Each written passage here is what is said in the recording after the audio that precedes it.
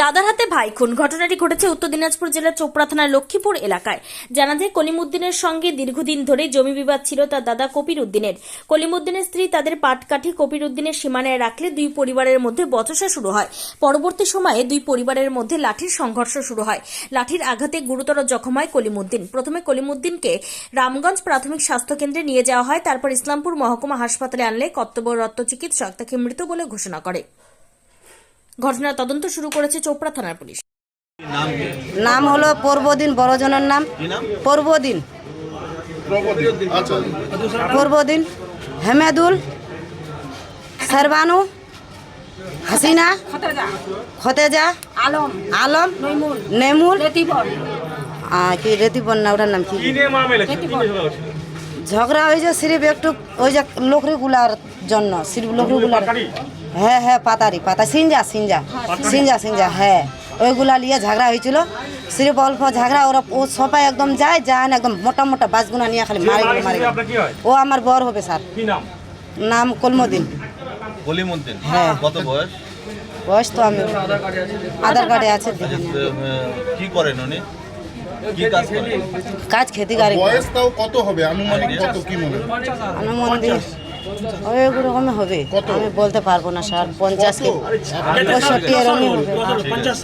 মিয়া আপনার স্বামীকে মেরে ফেললো কেন? ওই যে মারামারিতেই মারা ফেললো স্যার। আমি বাইক দিয়ে পিটেতে স্যার। তারপরে কি প্রথমে দোলোয়া হাসপাতাল নিয়ে গেছিলেন? হ্যাঁ, রামগঞ্জ। রামগঞ্জে? হ্যাঁ। ওইখান থেকে এখানে নিয়ে আসছেন? হ্যাঁ স্যার। আস্তে আস্তে মারা গেল না এখানে এসে? স্যার আস্তে আস্তে মারা গেছে স্যার। আমরা যারা মেরেছে তারা কি আপনাদের আত্মীয় হয়? আর কে হয় আপনাদের? ওই যে ওর ভাই হয় না আপনার দেওর? আমার ভাসুর। ভাসুর? আমার ভাসুর ওর ভাই। নেতা? না কিছু নাই, নেতা ফেতা কিছু। খেতে বাড়ি করে? ও খেতে বাড়ি হবে। মানে ওই লকড়িগুলো কি ওদের ছিল না আপনাদের ছিল? ওদের আমাদের আন্ডারে ছিল স্যার।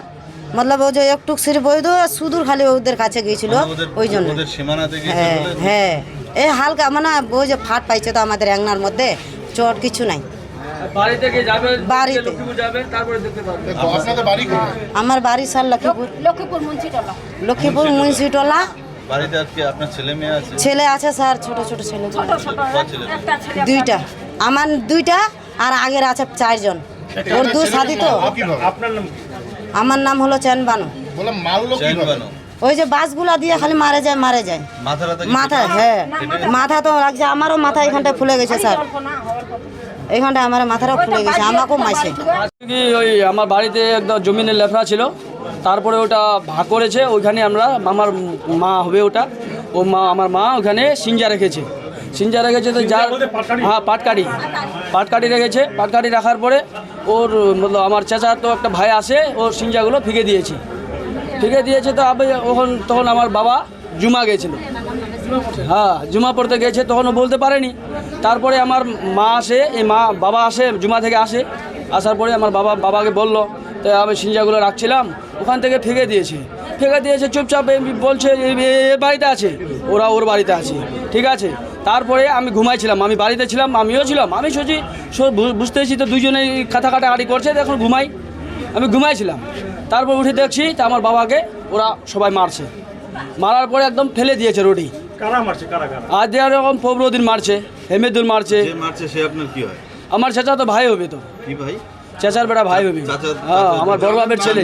সবাই কি আপনাদের আত্মীয়? হ্যাঁ। কি নাম কি? নাম কি?